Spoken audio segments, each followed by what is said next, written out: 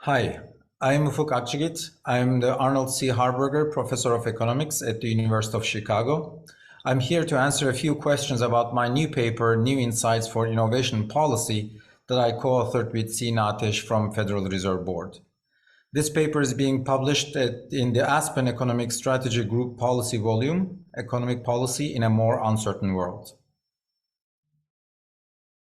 Competition is key for innovation and business dynamism.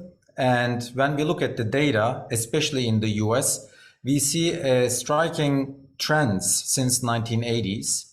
In many dimensions, market competition is declining. For instance, we see less entry, we see rise in market concentration, we see increase in markups, we see decline in labor share. And when we look at the experimentation among competing firms, meaning how extreme ideas they are trying, we also see a decline in experimentation among competing firms. So of course, these are some interesting trends, but in a recent study with Sina Ateş, we analyzed them in great detail, and we find out that indeed the knowledge diffusion from market leaders to followers is declining. So normally, of course, we want innovation to take place because more innovation means better technologies, higher quality products, and overall higher GDP.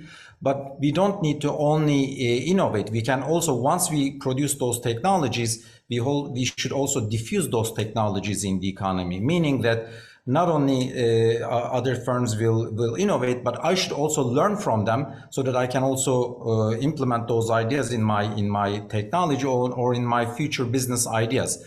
So this type of knowledge diffusion is key for productivity growth, and we see a decline in knowledge diffusion from market leaders and followers. So as a result, the gap between market leaders and followers is opening up over time. This is bad for two reasons. First, market leaders, when there's not competitive pressure on them, they don't need to exert high effort to come up with better technologies, with more technologies. So as a result, innovation by market leaders is falling down over time. And on the flip side, when the followers are facing such giant market leaders against whom they cannot compete, and when the gap between market leaders and followers is opening up, as a result, the followers are getting discouraged by that, and as a result, they give up and they do not challenge the market leaders anymore. So as a result, by getting discouraged, market followers are also reducing their innovation effort. So both leaders and the followers are reducing their innovation effort, and as a result, overall, the innovation is declining in the US. I think the US economy needs more openness to the world than ever. This is especially in light of the declining domestic competition in the local markets. So as I mentioned earlier, there's a declining dynamism. This is mostly because the competitive environment within the US economy is declining. Large firms, the market leaders are becoming increasingly dominant. So as a result, small firms are not able to challenge them. And as a result, when a new student is graduating from a school, instead of forming his or her startup company to challenge the market leaders, they are worried about competing against such large incumbents. So as a result, they are trying to look for high-paying managerial positions in these market leaders. So what's the alternative? The alternative here is to rely on international competitions. Of course, when the domestic competition goes down, having the pressure of international global competitors on US firms will put some additional incentives and boost some competitive instincts among US firms. And this will lead to more innovation in the US economy. So therefore, I think the US economy needs more openness to boost competition and innovation. Second, of course, there are many startups that are not necessarily eligible to find funding from the local investors. And sometimes these ideas are very risky, and they are not able to convince the domestic investors to invest in them. An alternative here would be foreign investors to come and fund these technologies, and indeed the increased international investment in US startups also boosts innovation in the US. So that's why having more open economies, having a more open US economy to foreign markets will benefit the innovation in many different aspects, both in terms of the competition, in terms of the funding, and also in terms of the flow of international talents.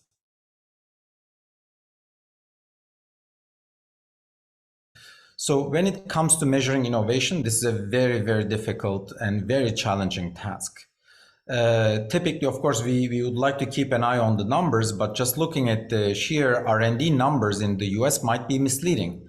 We should also pay attention to the composition of those R&D spending, for instance, between leaders and followers, or between basic research and applied research. Not every R&D investment is the same. The incentives are different. The type of technologies we will be investing in will be different. Innovation starts at the basic science end of the spectrum. And first we need to invest in basic science, and then firms will build on this basic knowledge and will apply it on new products or new technologies. And through their applied efforts will introduce the next generation of technologies or customer products.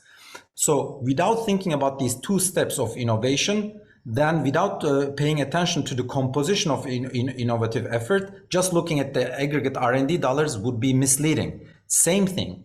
When we just look at the patent counts, that might also be misleading. We have to look at whether these patents are coming from large firms or small firms. Are these radical patents or incremental patents? Small firms are much more likely to produce radical innovation. And when a firm is aging over time, the type of innovation that they are producing are becoming more and more and more incremental.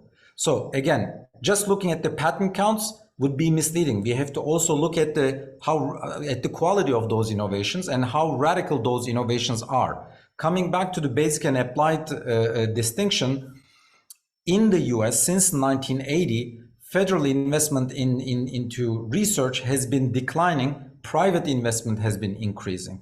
This might mean that the efforts by firms, by private firms, might become less and less productive because they are not backed as much by basic science anymore, because there's less and less investment into those areas. And interestingly, there's a recent paper by a number of colleagues who have shown that indeed in the US, the R&D efforts are becoming less and less productive, or ideas getting harder and more expensive to find.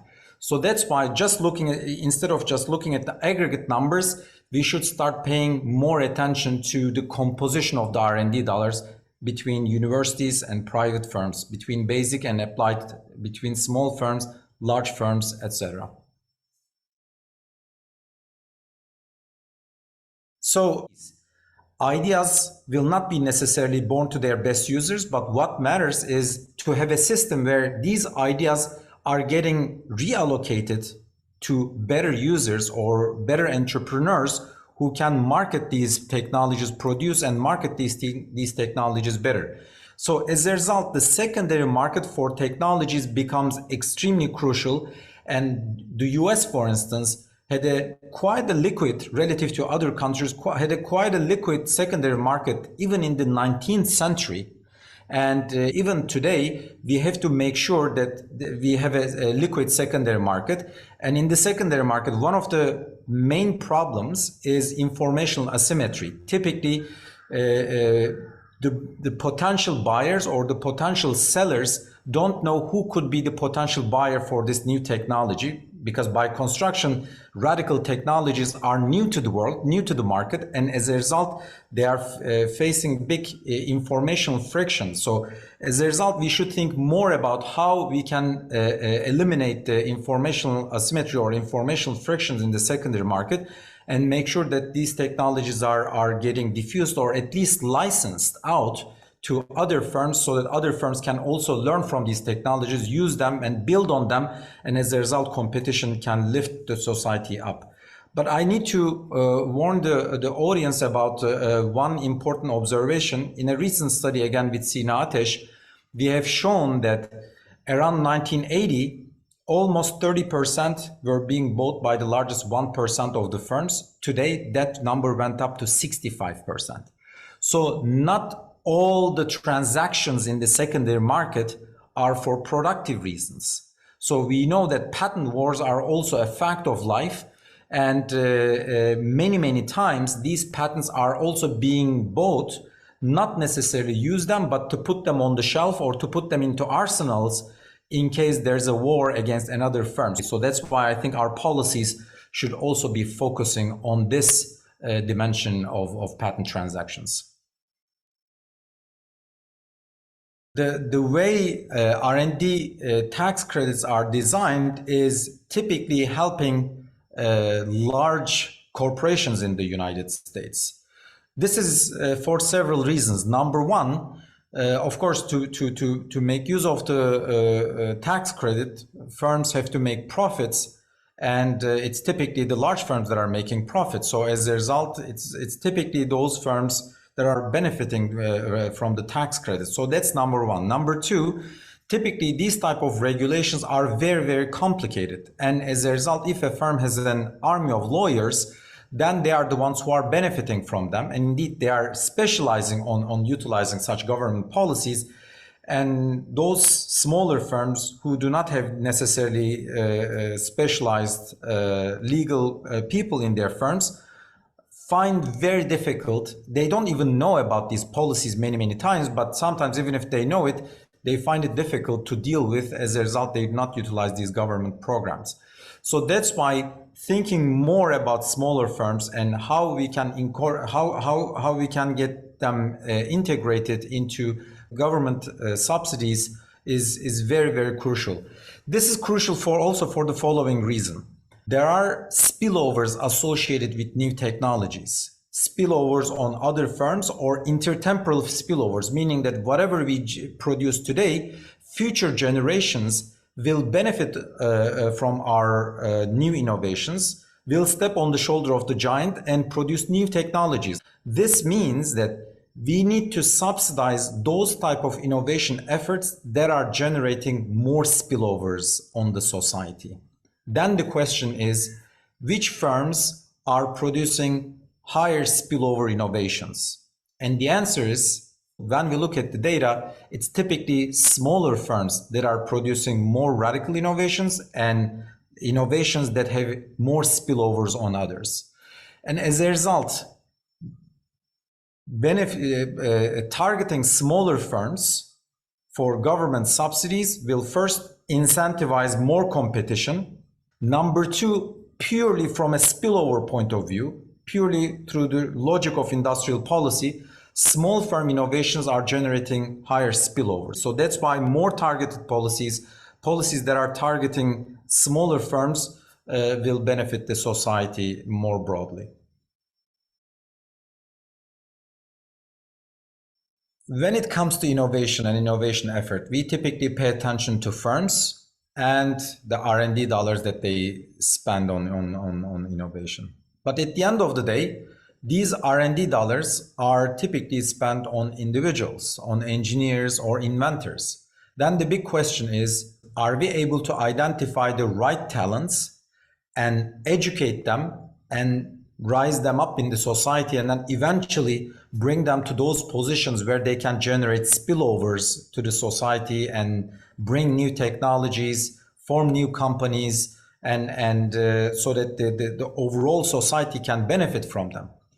So we have done a number of studies on this, and we found some very interesting trends. First, there's an extremely tight relationship between parental background and child's likelihood of becoming an inventor. So if a kid is born to a rich family, then that kid is much more likely to become an inventor. But that relationship almost disappears completely once we control for child's education, which means that parental income is influencing the child's likelihood of being an inventor is through their educational attainment. So as a result, there's a very important policy message coming out of this exercise. Education policy and having equal access to education is at least as important as all other innovation policies. So education policy as an innovation policy goes hand in hand. We need to first strengthen our talent pool. Without having talented inventors, without having good educated engineers, no matter how much we subsidize our firms, they won't be able to innovate. Related to this, of course, raising the domestic inventors is key, but the second step is thinking about high-skill immigration policy. Of course, there are many people, especially talented people, who are moving around the world. And in a recent study with Stefani Stancheva and Salome Baslanze, we showed that indeed the tax policy is affecting inventors' mobility across countries, especially for superstar inventors. Superstar inventors are sensitive to the taxes, and as a result, giving them potentially preferential tax treatment can benefit a society. And we see many examples like Denmark, as they did in early 90s, for instance. They managed to attract superstar inventors after their tax break. And when we think about innovation policy, of course, we have to also think about tax policy as well, and high-skill immigration policy as well. The final note I would like to mention about inventors is the following. Raising the right talents is one thing, but utilizing them in the society is another thing. Of course, first we will strengthen the talent pool, but then the next question we should ask ourselves is that, are we using our talent pool in the most effective way? The answer is unfortunately that's not the case. If an inventor moves to a large firm as opposed to a small firm, the compensation goes up, but the innovativeness of that inventor goes down dramatically. As I mentioned earlier, different firms have different incentives to invest in R&D, different incentives to produce innovation. Likewise, they have different incentives to utilize the human capital in the society. For instance, if my rival has a very innovative engineer, I might as well try to poach that inventor or that engineer, not necessarily because I'm going to use that person in my company, but because I want to weaken my competitors' innovativeness.